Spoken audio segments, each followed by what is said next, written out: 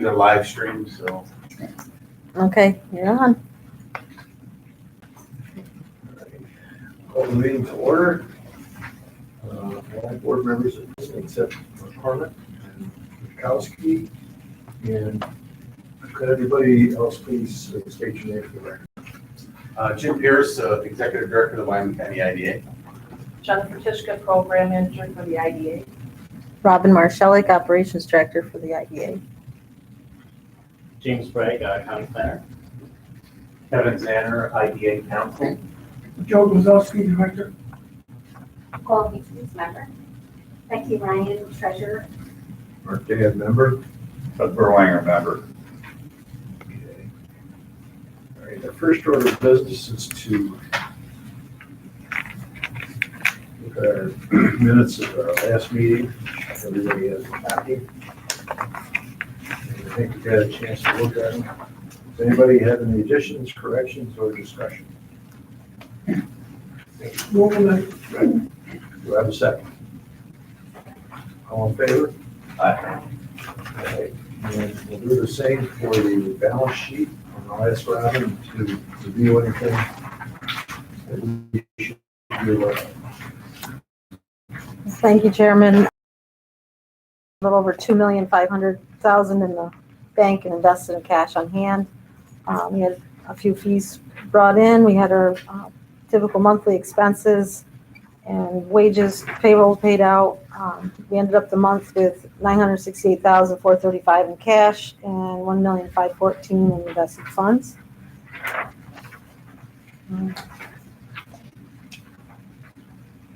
On the back is the budget, and there isn't anything out of the that sticks out of the ordinary. We're pretty much on target for most everything. We're a little under budget on a few things, but usually we catch up toward the end of the year. Robin keeps a go-forward project in her office. It's jam-packed full of stuff that needs to get closed. Once it gets closed, the revenue lines are going to change significantly on your financial report. All right, any questions, discussion? If not, I'll entertain a motion to approve the financial report. I'll give that motion. Do I have a second? All in favor? Aye. All right. Jim, I'll ask you to introduce our guests. Yes, the board had already previously reviewed some of this Sunview project, primarily because we had to set a public hearing, which we did. And we're going to talk a little bit about that when the board goes through the consideration of the project. But I think more importantly, the representatives here from Suneast are going to give us a brief presentation about the project, the scope of it, and so I'll turn it over. I guess, Al, you're going to kick That's this correct. Yeah. Good afternoon, everyone. Once again, Mel Farmer with Stantec. We're going to provide a brief presentation of the project. With me today from Suneast Development Team, Craig Alco and Chet McLaughlin. Suneast Development is an industry leader and New York leader in clean energy development. They're actively developing over 4,000 megawatts of solar projects throughout New York, New England, and the Mid-Atlantic region. They're permitting 16 20 megawatt, one 80 megawatt, and one 200 megawatt project across New York State. They've been awarded 600 megawatts of renewable energy contracts from New York State for 19 solar projects as part of the NYSERDA Renewable Energy Standard Solicitation since 2018, including the Castell project. In 2019, NYSERDA awarded Suneast with an additional 200 megawatts under the same program.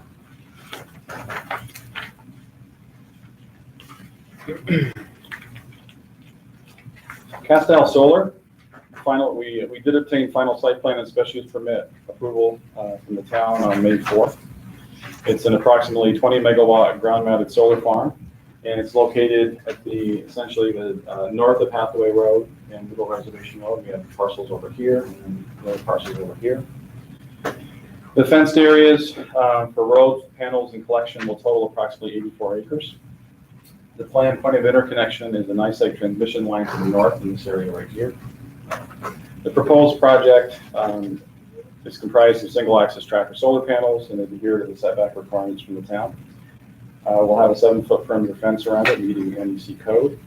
We didn't have any wetland disturbances. The project was designed to avoid wetland impacts. Castile Solar has a bunch of project benefits. It's 20 megawatts of safe, clean energy generation. It certainly provides tax revenue to the town, county, and school district. There is job creation during construction and operations, leading to revenue to local businesses during construction. And the land will be reverted back to its prior condition after the term of the project. The initial term is 25 years with 3 optional 5-year extensions. And there's no traffic generated during operation. The approvals obtained, once again, we did special use permit site plan approval on May 4th of this year. We did get a negative deck from seeker on the 4th. And we also obtained a SHPO letter of no impact last October. If you have any questions, I'd be happy to answer. If you have any contract, it's approximately 25 years. If everything completely be demolished out of there, So the 25-year term that Mel mentioned is our lease term duration, and so that'll be the initial project term length. At that time, we would either decommission the project, or we could potentially re-permit and basically upgrade with additional new technology panels and continue to operate. But for all intents and purposes, the project's a 25-year term. other question is, I've been involved a little bit somewhat with these windmills. And if something happened with them, they're gonna be demolished or something, is there anything in your contract that say, everything you put in, everything comes out? You know, with Because there was the- an issue with the windmills, I'm going years ago. Right. Maybe this is irrelevant to what we're talking about, but No, it certainly is. I'd like to know. It's a great question, and as part of the permitting process with the town, we had to establish, as part of the condition ability permits, we have to submit a decommissioning bond to cover the removal of the project at the end of the term, or if the project is, a rare scenario of the project. In a World War III scenario, that there's a bond covered in place to remove the project. Like, You're welcome. This is all open land, there's no trees or grubbing that needs to be done. There is some trees, per town code, we're allowed to clear up to 5 acres, and we're clearing about 4.9 acres of trees. where is this land, how is this quality-wise rated? Like in the soil water department, top land can be rated anywhere from 1A, B, down to 2, 3, down to 10. You familiar with that? I am, but I'm not exactly sure what this is rated, but it's been used for farmland for a number of years. It's not top quality farmland, it's not black soil by any stretch. There's a lot of blue or clay foliage is down, any idea of that? No, there's not, Some of us are agricultural minded, we're in Ag County, sure. and personally, I hate to see ag. This is an important project, don't get me wrong, Mhm. I'd love to see it go. But, being a landowner, I hate to see us lose quality land. Right, We can do a lot of things in this world, you can't make more land, understood. and I hate to see quality land being gone. That's just my question. Right, from my understanding from the owner, it's not top quality agricultural soil. That's my understanding. That's also my understanding, and I think that's why he chose this area. One of the reasons. Thank you. You're welcome.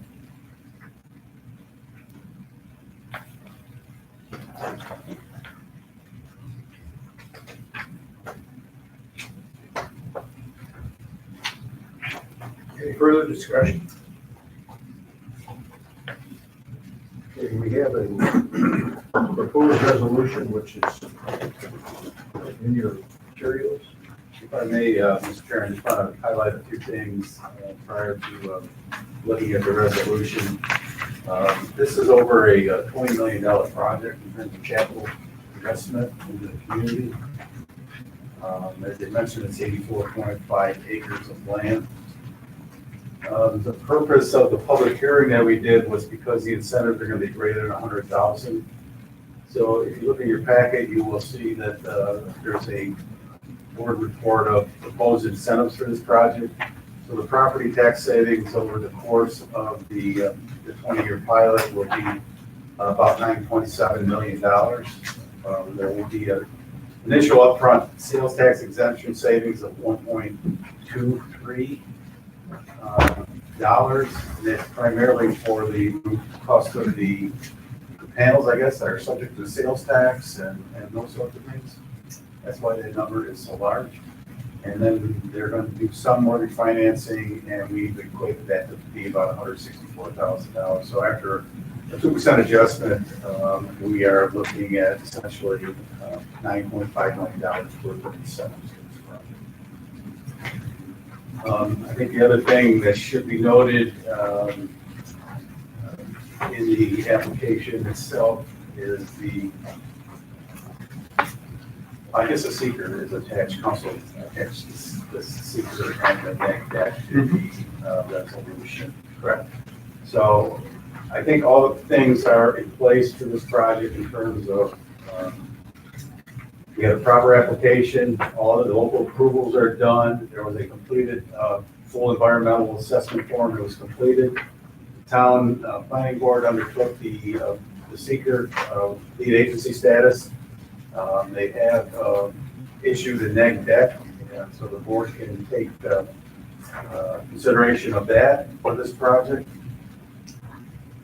And the only other thing I would mention is the public meeting that we did have. We had it in the town of Pike last week, and because all the local approvals are done, we didn't anticipate anybody being there, and that was the case. It was myself, Robin, and Supervisor King at the public meeting.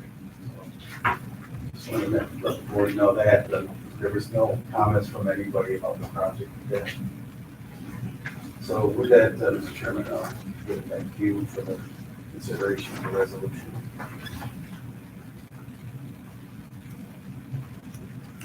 Any further comment, questions? Then, Joe, you might know there's a lot of information the type you were talking about in the secret in pages 2 through 13. So it gives a lot of detail.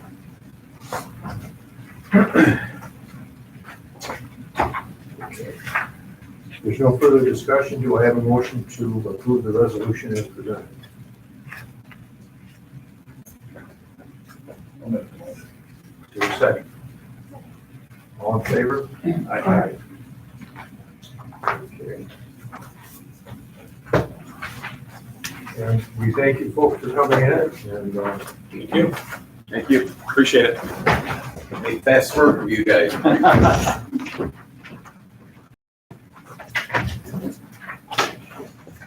Thanks again, I look forward to continuing this in the future. Yeah, thank you.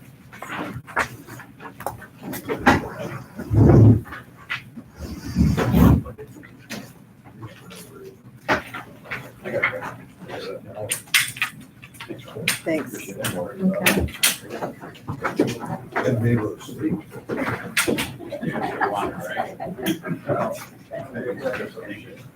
I started reading and I was like, oh, it's still going sleep.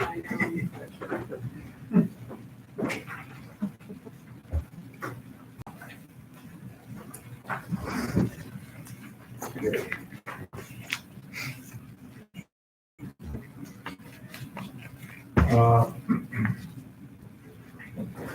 Our next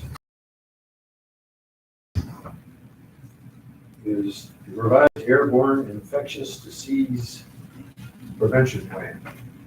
Yes.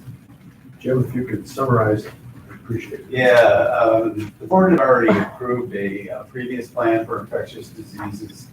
And subsequently, New York State passed something called the HEROES Act, which would highlight all the changes, but essentially there are 4 or 5 new sections, and they primarily cover things related to employee safety and compliance and making people aware of the plan should there be an infectious disease issue to deal with. So there's a sections added in section 1, section 4, section 5, and essentially, we were required by law to update our plan based on the changes caused by the HERO Act. So Norv Boost reached out to me, said, you want me to update your plan at no cost? And I said, yeah, that sounds like a good idea. So, he's updated.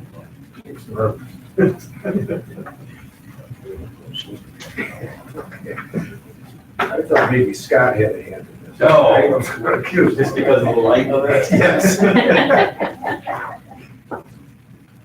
All right. Any discussion or questions concerning this? If not, I will entertain a motion to approve it as submitted. Do I have a second? All in favor? Aye. Okay. And I think it's time for Jim's report. Yeah, just quickly, I mentioned about the microbrewing project that we're working on in the town of Arcade. The project is moving forward. The building that they're proposing is doing a liquidation sale, and they are considering both IDA incentives as well as a gain loan to borrow from. Gain loan, we have a balance of about $150,000 that they could tap into at 1% money, so that'll be a nice piece. And the rest of the financing is going to be covered by folks at M&T Bank. And I had a sit-down meeting with the folks at the bank, worked out the arrangements for the financing and how that will work. It looks like our loan proceeds will be used for the equipment. The IDA involvement comes in primarily because the cost of the project is not going to, most of it's going to go for the manufacturing equipment, all the shiny metal and all that stuff, which is more than 2/3 over the retail portion of the project. So we have to make sure that we were covered on that aspect. So that would be eligible. And I did check with council on that as well. And I think we're in pretty good shape there. He's also going to be doing some wholesaling out here to other places. And so we have an application for the IDA. Because the financing has not been secured yet, I just did not bring it forward yet. The application is pretty complete and get it in motion pretty fast. Where's this going? Going to secure shop. Down the front door. Just over the road, of course, the village on the east side of Kirksville, and then the town's on the west. So this is all in town. Yeah, we talked about it before. Steve, I was excited about it. That's your one too. Yeah, I could walk home from that. It's all uphill. For the non-Arcadians, get me, walk me from the street light, You know where the overhead bridge is? McDonald's, Blue Seal. I know where Blue Seal is. Yeah, South of there? otherwise, yeah, but just across the road. Oh, that's the bridge you're talking about. Okay, yeah. Go fast. It's right on the corner. This doesn't work anymore. Across from like there. It's on, this Is that is on, close to the shut them back on. proposed hotel? It's close. Oh. That's the border line. It is. Now it's working. So I don't know, that's where we are with that one, and now there's a second microphone. Not to interrupt you, is it going in the gift shop or in the house? The gift shop. The plan for the house is, So they're closing the gift shop now. yeah, the liquidating. They're selling all the merchandise. I had all that dirt Bradley stuff in there. That was a great place to go shopping. Very good on there. It's I like, haven't spent a lot of time looking around, you know. it's like 50% off now. We're getting in there hurry. I'm out of the Bureau Bradley thing now. I'm getting back to other stuff. Yeah. Yeah, against the charge. This was too close. I like places like 200 miles away. You go to that. Yeah. So the plan for the house is, these folks currently live in Barrysburg. They're gonna move into the upper floor of the house in an apartment, and then renovate the bottom floor, and then eventually move right out completely and use the house as a And this is not the only microbrew that's being proposed for arcade. Jim, one other question. Yeah. Are they leasing it, is the brewery leasing the property, or are they buying the financing? It's all under contract currently, no intention about financing. The second microbrew project in Arcade is someone and a group of investors are looking at the former Hummingbird Yo-Yo factory on Water Street. Really? And would like to do a microbrewery there. It would tie in nicely with railroad and tree. And, That building is quite a building. yeah, Have you ever been in it? Yeah. The wood floor and second and third floor, the elevator, and it's like this building has. yeah, Same thing, just exactly the same kind of interior. it's kind of rough. I mean, the part of the roof that's caved They had in, to let it go, out of water. yeah, too bad. So that project is early in its discussion at this point. I met again with the general manager from Morton Salt on his proposed new warehouse, 30,000 square feet.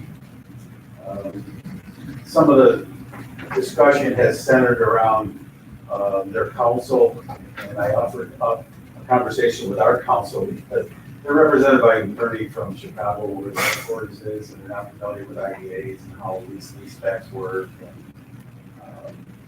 so I have offered up a sample lease for one of our projects for deck, and he sent it. If they have some additional questions, I just can give them his phone number. Sure. But we did work up the proposed incentive for it, and we did work about $3 million. So the purpose of the warehouse project is right now they are shipping final or finished product off to warehouses in 3 different areas in the north and northeast and southeast. And they're paying logistically to haul that stuff down there, and then they're renting space, and then they're distributing it out of those warehouses. And this new company that bought them said, this is ridiculous. We're gonna have an on-site warehouse, ship everything directly to children. So it's about a $6 million project. So it seems to be moving along quite well. I also met with a business up here on the hill that's called Mow Depot. You're familiar with that? It's a business that buys a lot of overstock and surplus inventory from a lot of the chain stores. And then they'll bring the stuff in and they'll assemble a lot of it, a lot of it's furniture and things like that. And then they resell it directly to the consumer. They have outgrown the space where they are in the town of Lawrenceville, and they are taking a look at the Shelby School as a possible location. Their idea for the school would be if they could secure it, to move their business into a portion of the building, but then it would like to break up the space in the school for other small business spaces to rent. And kind of similar to a model of like across the road over here. Is what they're proposing, and then what they would like to do with the kitchen, if they can get it worked out with the state and the county health departments, is to lease the kitchen to commercial uses for some of our food entrepreneurs. So they're working on developing a business plan, and they are meeting with the school board this week.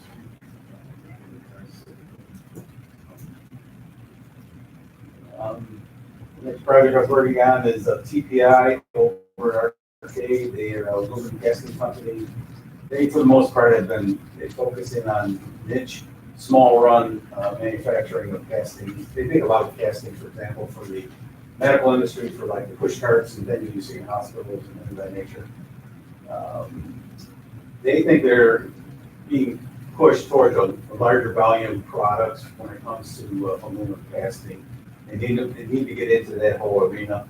And so the only way they can do that is through robotics. So now they're going to be making some significant investments in robotics, which will get a product to close to like 80% finished. And they think they can enter that whole arena. So they were initially just looking for some warehousing spaces so they could clear off some floor space. There isn't any in Arcade at all. There isn't any building in the county, actually. And Nikki and I had this conversation this morning. We have another guy looking for some warehousing space, and it's really hard to find. So I think we got convinced that they should build their own building. So they are working on that, and I get some price quotes and stuff. Built right there. Yeah. Is there room? It's already actually pre-planned when they put the first one in. Yeah, I knew they had planned, an expansion. Yeah. Yours was approved. And then, How many people got working? 84. and they gave us 21. And they paid good. They $20 an hour to start. What's the benefits?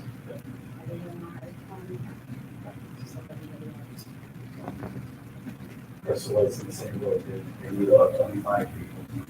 They're not paying $20 an hour, but they're struggling. And they're also pushing for vaccine mandates, see how that is. The last project I wanted to share with the board is there's a warehouse and distribution business currently located in Mount Morris. It's considering the purchase of the building in Perry that they would use for warehousing, and also would break it up for other businesses to warehouse in it as well. And it's the former power source building that's been vacant over there in Perry for some time. Was that out back of the Champion? No, it's where Pioneer Credit is, kitty corner. Oh, front. Building, yeah. What's in that Champion one? American Classic Outfitters is still in there. I'll tell you, it's taking more and more room up all the time, but once it's getting up under. It's headquartered in Monday. Right. Where do they do the manufacturing? They do that in Monday. This is primarily warehousing, and there's refrigerated places that have been built out in there. Yeah. And years ago, they came looking for space, so I called Pat Roundtree, and I said, one of your companies over here looking around. He said, what are they looking for? I told him what they were looking for, and he said, I don't have that, go get them. And so we landed them in that building, and they keep taking all those space all the time. Good. It's a neat company, it's employee owned, it's an ESOP. A lot of natural and organic, part of that thing up This, organic butters and peanuts and nuts and stuff. I just want to quickly give the board an update on where we are with the MK. I know it's not an IDA project yet, but I think it's important that everyone knows where we are with it. So this is a presentation I put together for a group of municipal leaders in New York that are all involved with brownfield projects. And thank you, Jeff. this group asked me to put together a PowerPoint where we are in the project, and then at the end of it, they offered all kinds of advice and recommendations. So this first slide is just a picture of the site. It's a little old. That barn is like half fallen down. But it gives the relevance to the creek and the Arcade Elementary School. Next slide. So I took a few pictures to put in there. The siding on the tank building, that's really big with asbestos involved with the siding. The pile of debris on the right is when the salvage company came in there without permission from anybody, but the owner let them in there so they could take some salvage out. This is what they did. They didn't do asbestos surveys on the building, and so that pile of construction debris is commingled with a lot of asbestos. And a couple more pictures of the condition of the building. And then Did you there's want to go a back? site description that I put together, 10 acres, you know all the rest where it is. You know the story about it being abandoned. The filling station from the 1940s, and you can go to the next slide. So what have we done? Well, the county, as we know, didn't want to foreclose because they were scared of the environmental. And so we formed our Local Development Corporation, which the county has sold and performed an LD or an affiliate under the LDC called WCBC North, which has no assets in it. And that's the organization that stepped in to secure the temporary instance of ownership from the county that was appointed by the court. And thanks to Chairman Dad for shepherding that whole thing through the process. We conducted the phase 1 and phase 2. The business center board paid for that, to the tune of about $35,000. And you can go to the next slide. We finished that up in March of 2020. Here's some listings of some of the key components or elements that were found at the site, a lot of friable asbestos, a lot of fill material unknown origin, sometimes as much as 7 feet thick below the ground surface. And the underground storage tanks are petroleum primarily, and they have a product that has leached into the surrounding soil as well as the groundwater. Next slide.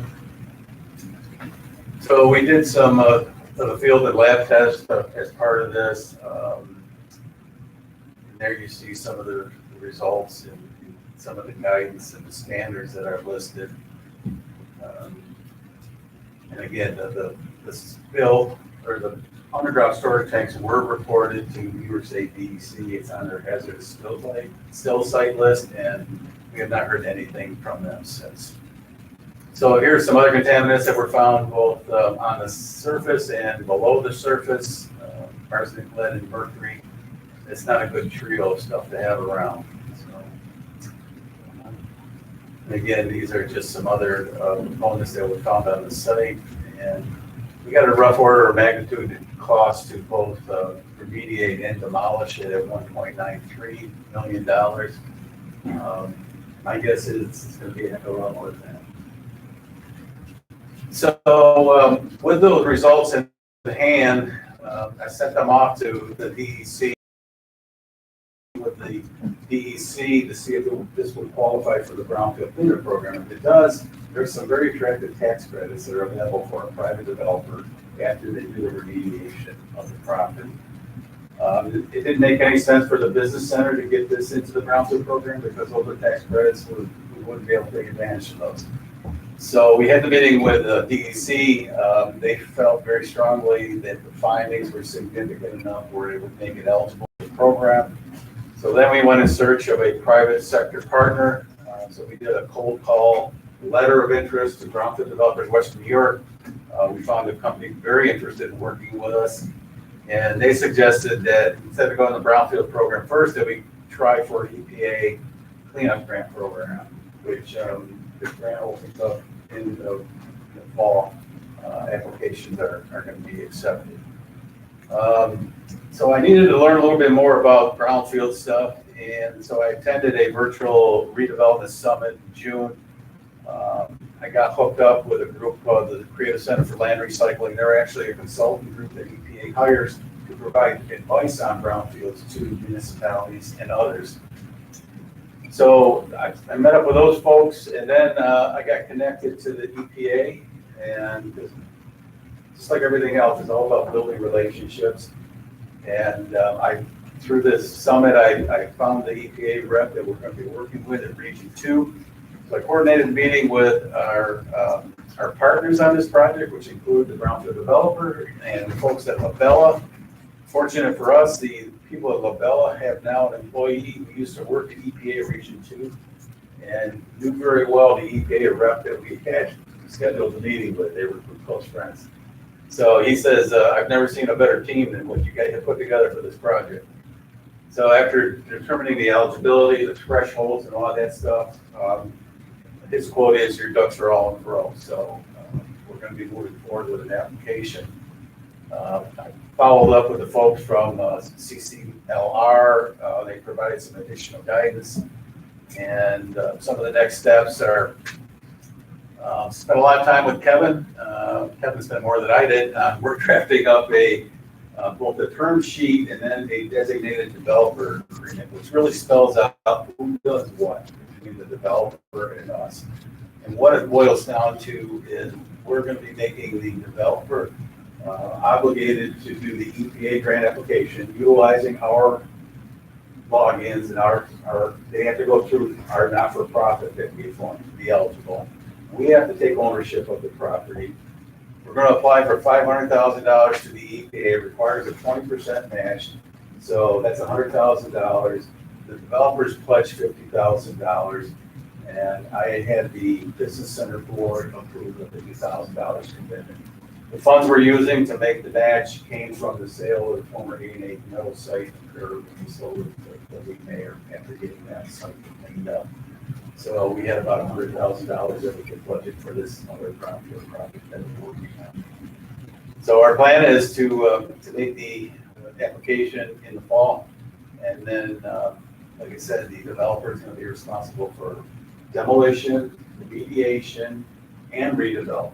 And the developers have done a feasibility study on reuse of the property, and the village has an application in to the USDA also to examine what type of reuse could be here. The leading contenders right now are market rate senior housing complex similar to Galmar, and possibly a warehousing building just simply because we don't have any warehousing space. So that's kind of where we are with MK, and just like the I like the warehouse better. We have no ambulance calls at the warehouse. this. Instead of like 6 a day like we have the rest of the village. It's a problem. Yeah, I know that they're popping up about subsidized housing and potential uses. No, that's not gonna work here. Yeah. So the last thing I wanted to touch on as part of my report is, I think I sent everybody out a message that the county was successful in securing their $300,000 OCR grant. And Robin's been very busy working with Becky and people in the county, coordinating signatures and agreements and other forms that have to be submitted just to get started with that project. But it's going to be a great program once we get it up and running. So I just want to bring that to the board's attention. The BAC is going to be the administrator of the program and a sub-recipient. We have RFP for administration help with the project as well. And those responses are due back August 23rd. I believe. That's my report. Sounds like you've been pretty busy. Yeah. Okay. Let's talk about our annual meeting on September 9th. Yeah, that's, September is usually when we try to have our annual meetings. Last year, we did it at the hotel. Right. I don't know if you want to try to do a lunch again. If you're all right with in-person for that, we can hunt up a location. We change the time of the meeting to lunchtime, noon. Makes sense. I'm good. It's up today. Put in your calendar. Yeah. I mean, as far as the in-person. Oh, my gosh. Yeah. Yeah. Counties around us. Yeah. All right, we'll let the board know where we decide to land, unless somebody has some ideas, want to suggest a place. Yummies. Yummy. Maybe she'll cater over at the park.